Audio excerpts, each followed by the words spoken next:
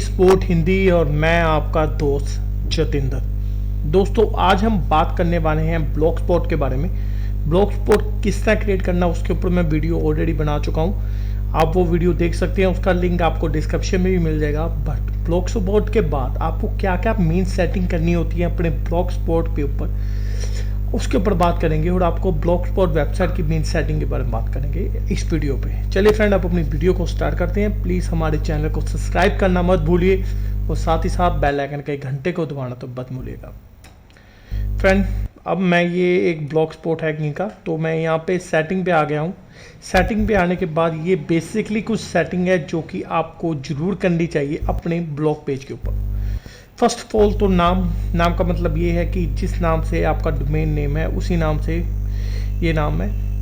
तो ये नाम यहाँ पे आपको स्टार्टिंग में ही लिखना होता है कि कौन सा आप नाम रखना चाहते हैं अपने पेज का। उसके बाद आती है डिस्क्रिप्शन आप बाद में भी दे सकते हैं। आप 500 वर्ड की कोई भी डिस्क्रिप्शन दे सकते हैं। जब भी कोई आपके वेबसाइट के यूआरएल को, मतलब ब्लॉग स्पॉट के यूआरएल को फाइंड करेगा गूगल के ऊपर, वो डिस्क्रिप्शन तब शो होगी। इंग्लिश ये ऑटोमेटिक अपने आप आया होता है। इसके बाद आता है अडल्ट कंटेंट। अगर आप अडल्ट कंटेंट डाल रहे हैं तो आपको ये दोनों ऑप्शनों को चेकआउट करना पड़ेगा, नहीं तो आप ये दोनों चौकों को चेकआउट करने की आपको ज़रूरत नहीं है। अब आगे चलते हैं गूगल एनालिटिक्स तो और 5 आइकन। ये 5 आइकन क्या होता है, जैसे कि आप यहाँ पे देख रहे होंगे, जहाँ पे मेरा कर्सर है, ये ब्लॉग का, बी का है, ये यूट्यूब का, ये गूगल का है। इसे ही 5 आइकन कहते हैं। अगर आप चाहते हैं कि आप पर्टिकुलर कोई अलग तरह से अपने ब्लॉग स्पॉट को आइकन देना चाहते हैं तो वो यहाँ पे दे सकते हैं। अब बाकी करते हैं आगे की बात। तो आगे ये प्राइवेसी में ये ऑलरेडी टिक रहता है, आप इसे ऐसे ही रहने दीजिएगा। आगे बढ़ते हैं पब्लिशिंग की बात। तो ब्लॉग स्पॉट एड्रेस आपका ये है, तो इसे आपको टिक करने की जरूरत नहीं है। कस्टम डोमेन का मतलब वो होता है कि अगर आप किसी कस्टम डोमेन में अपने इस यूआरएल को रिजेक्ट करना चाहते हैं तो आप ये यूज़ करते हैं। तो मैं चाहता हूँ कि आप कस्टम डोमेन को कभी भी यूज़ ना करें, तो ये ज़्यादा बेनिफिट रहेगा आपके लिए। चलिए फ्रेंड, अब आगे चलते हैं। HTTPS क्या होता है? बेसिकली HTTPS जो आपकी वेबसाइट के अगर HTTPS के आगे एक S लगता है उसके साथ होता है, जैसे कि आप देख सकते हैं यहाँ पे ये एक और ज़्यादातर हमें इस तरह का डोमेन चाहिए होता है, क्योंकि इस तरह की जो वेबसाइट होती है वो सिक्योर होती है। S का मतलब इसका सिक्योर होता है, तो इसके लिए हमें इसे टिक करना ज़रूरी है। बेसिकली ये ऑटोमेटिकली टिक रहता है, इसे टिक करने की हमें ज़रूरत नहीं होती, पर ये ऑलरेडी टिक रहता है। तो इसे टिक ही रहने दीजिएगा, इसे अनटिक मत कीजिएगा, क्योंकि आप इसे अनटिक कर देंगे तो ये आपकी वेबसाइट क्रोम में या किसी और सर्च इंजन में खुल नहीं पाएगी अच्छे तरीके से। अब बात करते हैं परमिशन की। अब आपका जो ब्लॉग एडमिन है वो है कहानी मेरी अपनी सोच, वो ये है। आप चाहें तो किसी और को भी एडमिन बना सकते हैं। उनकी ईमेल आईडी आप देख सकते हैं, यहाँ पे आ रही है, तो आप लगा सकते हैं। अगर आप चाहते हैं वहाँ पे ऐड कीजिए और एक ईमेल आईडी को एडमिन बना सकते हैं या ऑथर बना सकते हैं। यहाँ पे काफ़ी सारी मल्टीपल ऑप्शन है। आप इसे प्राइवेट भी कर सकते हैं, पब्लिकल भी कर सकते हैं। तो मैंने इसे पब्लिक किया हुआ है, तो आप पब्लिक रखिए तो ज़्यादा बेटर है। पब्लिक रहेगा तो गूगल अच्छे तरीके से इसे क्रॉल कर पाएगा और देख पाएगा। बाकी ये मल्टीपल ऑप्शन होती हैं, custom reading, painting, customer invite. तो इस पे मैं आपको ये कहूँगा कि इस ऑप्शनों की आपको कभी ज़रूरत नहीं पड़ेगी, तो इस ऑप्शनों को हम रहने देते हैं। अब चलते हैं आगे। अब बात करते हैं पोस्ट का मतलब है कि आपकी जो आर्टिकल है वो एक पेज में कितने शो होने चाहिए। आप यहाँ पे सेट कर सकते हैं। आप चाहें तो 10 कर सकते हैं, 11 कर सकते हैं, पर मैंने 7 किया हुआ है। ये ऑटोमेटिकली 7 ही आता है। आप इसे 10 कर सकते हैं, 7 कर दे सकते हैं, पर ये होता है इससे पेज काफ़ी लेंथी हो जाता है। अगर किसी ने आपका आर्टिकल पढ़ना है तो वो मोर पे क्लिक करके अगले पेज पे जा सकता है, उसकी ऑप्शन नीचे आती है। तो ऑटोमेटिकली इसमें 7 ही होते हैं। अब यहाँ पे आती है बात मंथली। ये ऑटोमेटिक ऐसे ही रहता है, इसे आप चेंज नहीं कर पाएंगे। अब आगे बात करते हैं इमेज हाईलाइट बॉक्स। तो इमेज हाईलाइट बॉक्स का मतलब है कि जब भी आपकी वेबसाइट पे, मैं वेबसाइट को ओपन करके दिखा देता हूँ आपके सामने।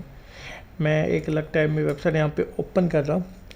अब यहाँ पे आप देखेंगे, यहाँ पे ये बॉक्स बना हो रहा है इमेज का, तो इसे हाईलाइट बॉक्स कहा जा रहा है। तो इस पर आप टिक रखिएगा, क्योंकि आपकी जो भी इमेज होगी वो वहाँ पे शो अप करेगी, पॉपअप करेगी, तो लोग देख पाएंगे उस इमेज को। तो फ्रेंड्स अब आगे चलते हैं। कमेंट में फ्रेंड बेसिकली कमेंट आपको आप किसी का कमेंट हाइड कर सकते हैं। आप ये कर सकते हैं कि परमिशन के थ्रू कोई कमेंट आए तो फर्स्ट ऑफ ऑल पहले मैं देखूं, अगर मुझे सही लगता है तो मैं उसे अप्रूवल दूं। तो आप ऐसे भी कर सकते हैं, या आप ऐसे भी कर सकते हैं कि सारे के सारे कमेंट हाइड कर सकते हैं। हाइड करने के बाद आप चेक कीजिए किसका कमेंट अच्छा है तो आप उससे दिखा सकते हैं। अगर आप न्यू ब्लॉगर हैं तो मैं आपको ये कहूँगा ये चीज़ें ना अपनाइएगा, क्योंकि अगर आपका ब्लॉग चल पड़ता है, अगर आपका ब्लॉग काम करता है तो आप इस चीज़ को अपने ब्लॉग के अंदर इंट्रोड्यूस कर सकते हैं। अगर आपके ब्लॉग के अंदर काफ़ी सारे ब्लॉग हैं, लोग विजिट कर रहे हैं, तो उसके बाद आप इन चीज़ों को अपने ब्लॉग के अंदर ऐड करें।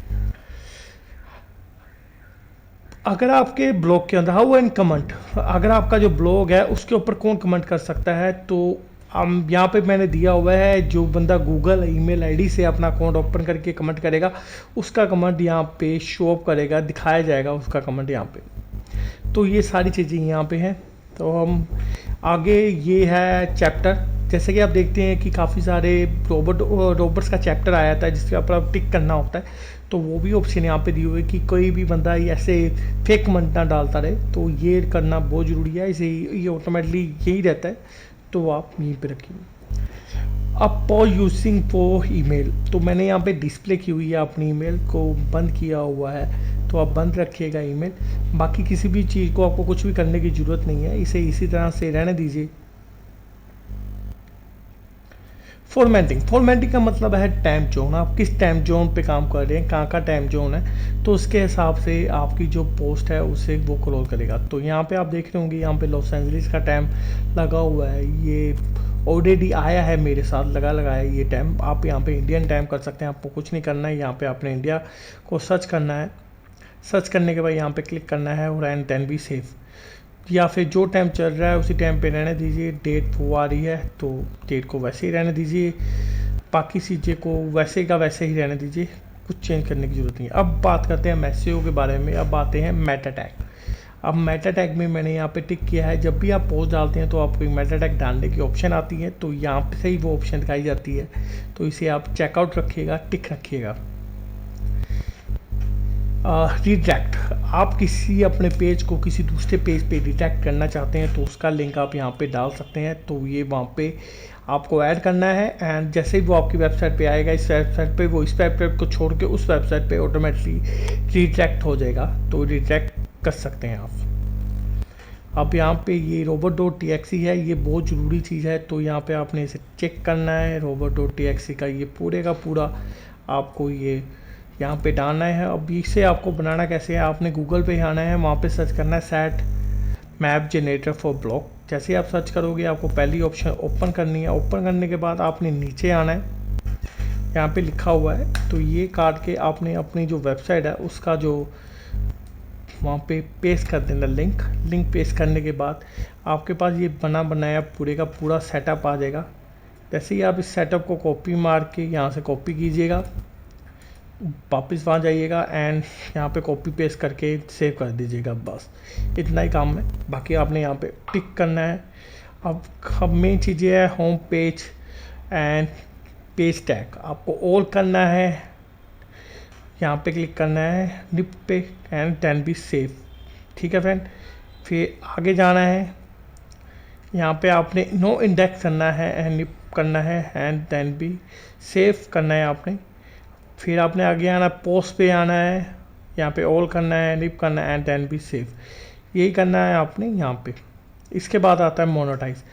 अगर आपका जो ब्लॉग है मोनेटाइज हो जाता है तो यहाँ पे आपने क्लिक करना है मोनेटाइज के लिए। यहाँ पे आपने कस्टम दिया हुआ है, यहाँ पे आप ऐड लगा सकते हैं, इसके बारे में बात हम आगे करेंगे। बट आपका नया ब्लॉग है तो आप अभी वेट कीजिएगा, ब्लॉग लिखते रहिए, ब्लॉग को बढ़ाइए, तो आपका ये अप्रूव हो जाएगा। आगे चलते हैं। इंपोर्ट करना चाहते हैं अपने ब्लॉग को, इंपोर्ट कर लीजिए। बैकअप लेना चाहते हैं अपने कंटेंट का, वीडियो का, या किसी को रिमूव करना चाहते हैं अपने ब्लॉग को, वो सारी ऑप्शन यहाँ पे आपको दिखाई दे रही है। बाकी जो ऑप्शनें नीचे दी गई हैं वो ज़्यादा किसी काम की तो होती नहीं है, बट ये ऐसी की ऐसे ही रहने दीजिए। इन किसी भी दो ऑप्शनों को, जनरल एंड सेट फीड को छेड़ने की आपको बिल्कुल ज़रूरत नहीं है, इसे यहाँ का ऐसे रहने दीजिए। फ्रेंड, ये पूरी है ब्लॉग की सेटिंग। ब्लॉग स्पॉट में आप अगर अपना ब्लॉग बनाते हैं तो आपको क्या क्या करना पड़ता है उसके बारे में आपको पूरी डिटेल में बताया है। वीडियो देखने के लिए बहुत बहुत शुक्रिया। अगर आपकी कोई इंक्वायरी या क्वेश्चन है तो प्लीज़ वीडियो के नीचे कमेंट कीजिएगा, वीडियो को लाइक और अपने दोस्तों के साथ शेयर करना मत भूलिएगा। Thank you so much.